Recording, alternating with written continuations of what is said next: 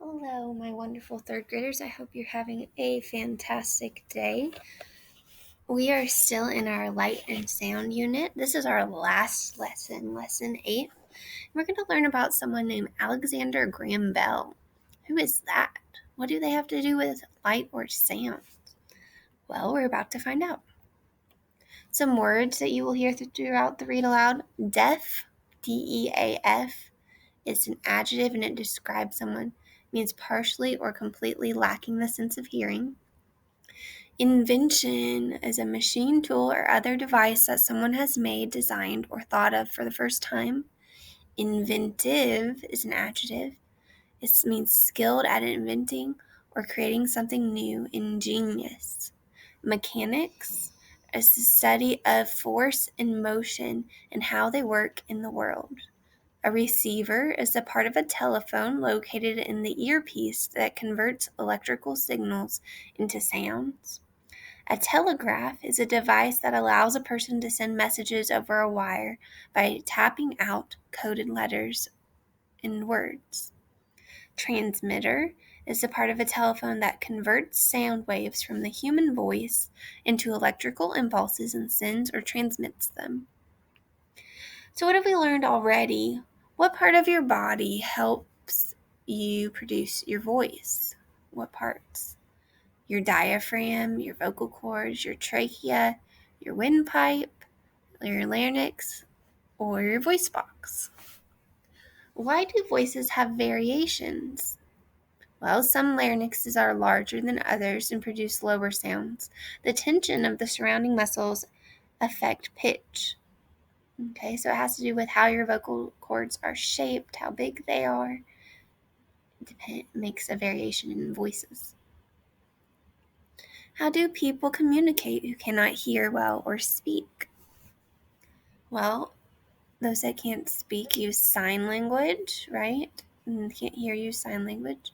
They can maybe read lips, writing, and use technology. Here we have our characters. There's some clues into here about the setting of our read aloud today. What clues do you see? Here's a hint. Look at Samuel's apron and look out the window. What time of year is it? About 3 weeks after the children's school concert, the first snow occurred. Several inches of glistening snow lay like a soft blanket upon the ground. It was a perfect start to the holiday season. It was also the first day of winter, and Samuel was busy preparing for his annual open house event. This was Samuel's way of welcoming in the forthcoming holidays. He always invited his family, friends, and neighbors to a wonderful evening of festivities. Both he and Jack liked to cook, and Amy and Ethan enjoyed helping them. Jack also entertained the guests by playing the piano. The children had arrived bright and early, eager to help out in the kitchen. Jack was already there when they appeared. He was sitting at the kitchen table drinking his morning coffee and eating buttered toast. Alfie was sitting next to him, hoping to receive a tasty treat. "Granddad, can we make cupcakes?" asked Amy. Before Samuel could reply, the telephone rang. "That's the 4th time this morning," exclaimed Samuel. "I sometimes wish Alexander had invented something other than the telephone."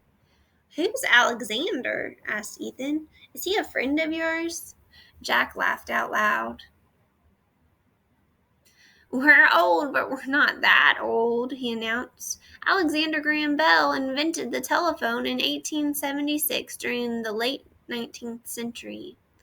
"I knew that," said Amy proudly. "In fact, I know a lot about Alexander Graham Bell because my reading group just wrote a report about him and read it to the class. So can we make cupcakes?" "Sure you can, and when you are done with that, I will like you guys to make a batch of cookies," announced Samuel. "I really like the chocolate chip cookies you made last year," said Jack. Amy and Ethan got to work. They placed flour, baking powder, butter, eggs, oil, sugar, and chocolate and vanilla frosting on the countertop and began to prepare the batter. "Alexander Graham Bell was Scottish," continued Amy. Both his father and his grandfather were speech experts and worked with the deaf. His mother taught piano, but she began to lose her hearing. We learned about our research that from a very early age, the science of sound was an important topic of conversation in Alexander's home. Alexander Graham Bell's father invented a sound alphabet called visible speech. This alphabet was used by deaf people. It is difficult for some deaf people to learn how to speak because they cannot hear spoken words. Visible speech was a series of pictures to show combinations of sounds from the alphabet. The pictures were designed to show the person how to shape the mouth to make certain sounds. Babies learn language by imitating others, chimed in Ethan. But humans are kind of unique because they can make all kinds of sounds like laughter. Sound comes out through the mouth because when we breathe in and out, air travels through the larynx in the throat. The air makes the vocal cords vibrate, which creates sound. Then certain parts of the mouth and throat help to shape the sounds into words. I had to take a test on this last semester, said a confident Ethan. Well, what a pair of smarty pants you both are, yelled Jack, and then he chortled to himself. Amy, are you done teaching us all about Alexander?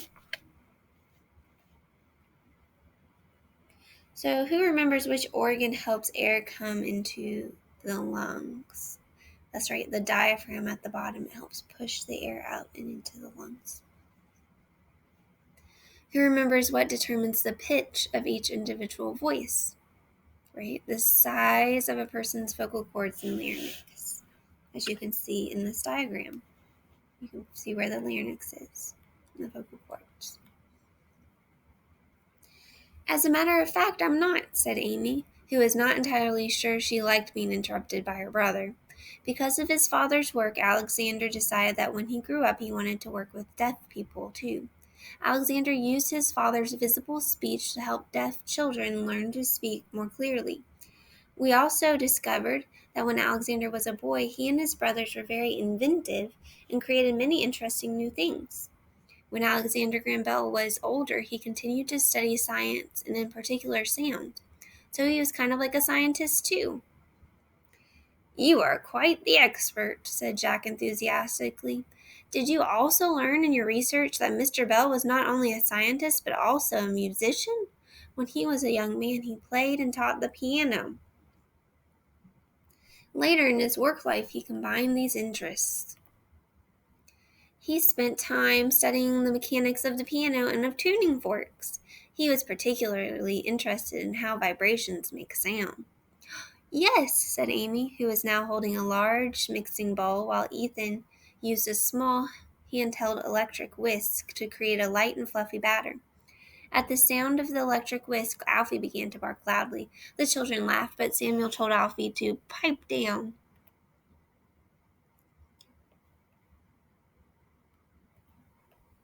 However, continued Amy over the suppressed barking sounds that Alfie was now making, we also found out that Alexander Graham Bell began his career in London working at a school for deaf children. He had private students, too, whom he taught in his home, which was how he met his wife, May Bell Hubbard. She was deaf, but she had learned how to speak. Mr. Bell helped her to speak more clearly. I hope your group got an A on that report, said Samuel, who has been busily preparing his specialty chicken parmesan. Hey, Jack, as soon as I'm finished here, you can get started on that beef stroganoff you have been threatening to cook for us.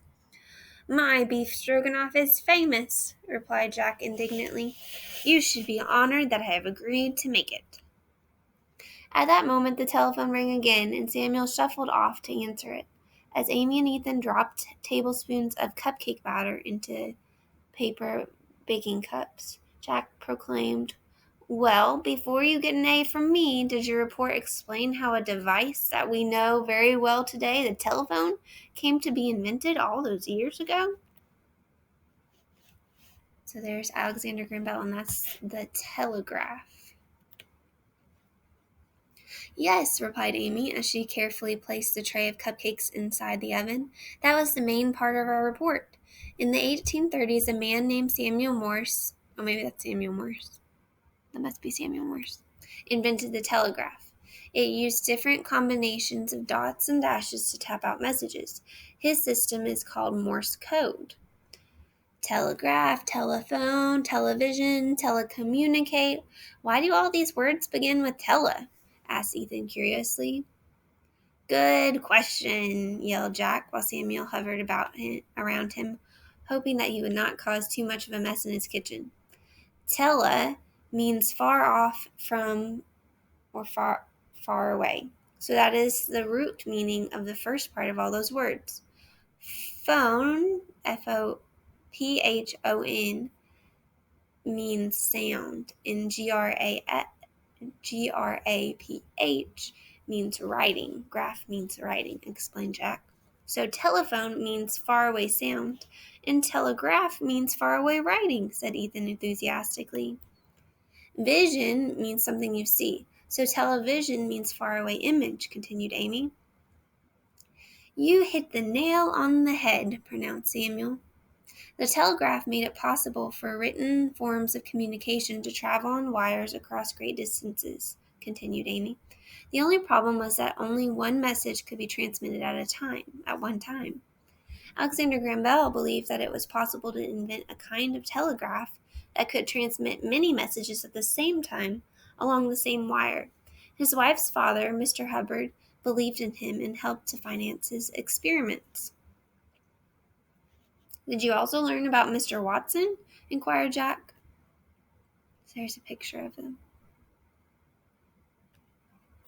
Yep, we learned that Thomas Watson built the models of Mr. Bell's inventive ideas, and together they figured out how to solve problems and improve the designs. Eventually, Alexander believed that instead of a telegraph, it might be possible to build a talking machine. He had studied how air changes as sound waves or vibrations move through it. This led him to wonder whether sound waves could change an electric current. If so, spoken words could be sent over a wire. Mr. Bell knew that he was getting closer and closer. He stopped teaching so he could devote more time to his invention. Then on March 10th, 1876, during one of their experiments with a transmitter and a receiver, Mr. Bell and Mr. Watson made their first breakthrough, when sound was transmitted and received. Finally, after improving the design of their talking machine, the telephone was invented when, on March 10, 1876, Alexander Graham Bell spoke to Mr. Watson on their talking machine. The transmitter is the part of the telephone that converts sound waves from the human voice into electrical signals and transmits or sends them to another telephone. The receiver receives the electrical signals and turns them into sound. At that very moment, the telephone rang. That's either Alexander Graham Bell or Mr. Watson, said Jack loudly. All four laughed out loud as Samuel shuffled off to answer the telephone one more time. Samuel shook his head and smiled as he made his way back to his grandchildren and his old and dear friend Jack. The invention of the telephone more than 100 years ago has forever changed the way we communicate with others, he explained Samuel. I, for one, am grateful to Mr. Bell's inventive nature and his understanding of the mechanics of sound. As the day progressed, Samuel, Jack, Amy, and Ethan baked and cooked up a feast. They continued to talk and laugh and enjoyed each other's company. Samuel's home was soon filled with wonderful aromas. There they are at their party. As the afternoon turned into evening and the sun began to set, family members, friends, and neighbors began to appear.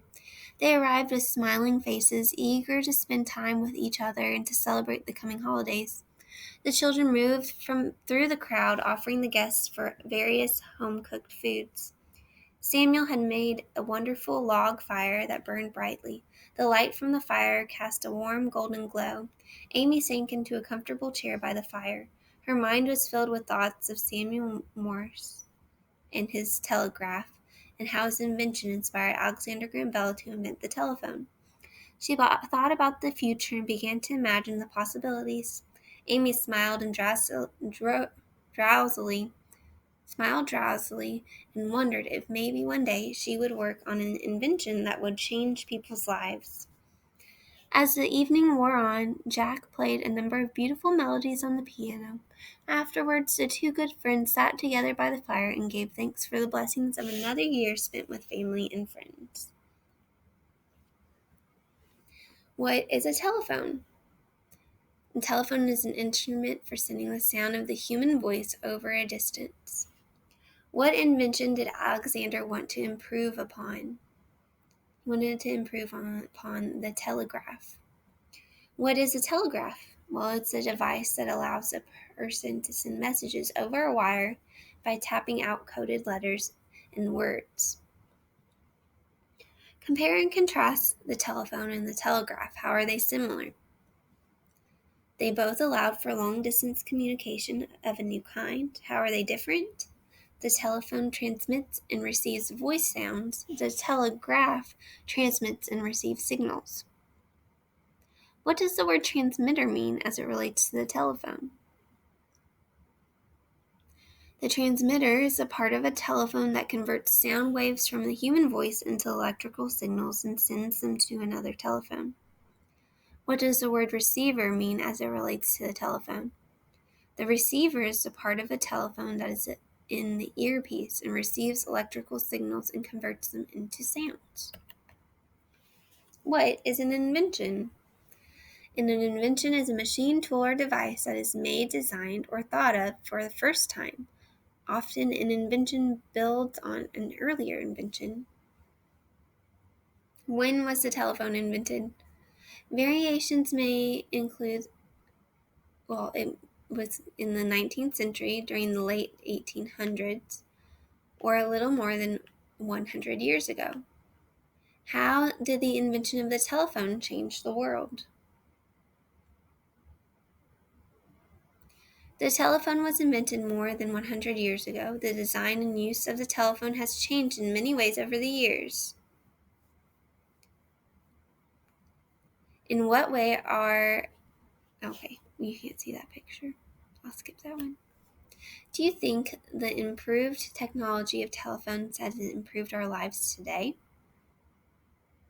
What does it mean if a person is deaf? A deaf person is partly or completely lacking the sense of hearing. You heard that Alexander's mother was deaf and that his father and grandfather were speech teachers. How do you think these circumstances affected Alexander's later life, especially the work he chose to do? Well, because of his mother's deafness and his father and grandfather's work, Alexander wanted to work with deaf children. He became interested in the science of sound. He wanted to invent machines that would help people. What qualities or characteristics do you think are important for an inventor to have? Have you ever thought about inventing something? What would you like to invent and how would it solve a problem or meet a need? I'm excited to hear about or read about what you would like to invent.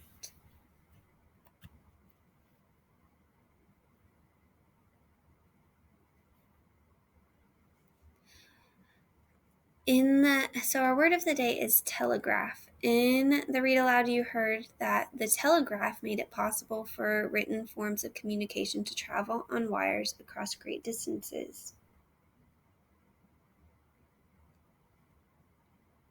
Say the word telegraph. A telegraph is a device that allows a person to send messages over a wire by tapping out coded letters and words. The invention of the telegraph changed the way messages were delivered and eventually caused the Pony Express mail delivery system to end. Alright guys, I hope you enjoyed learning about the invention of the telephone.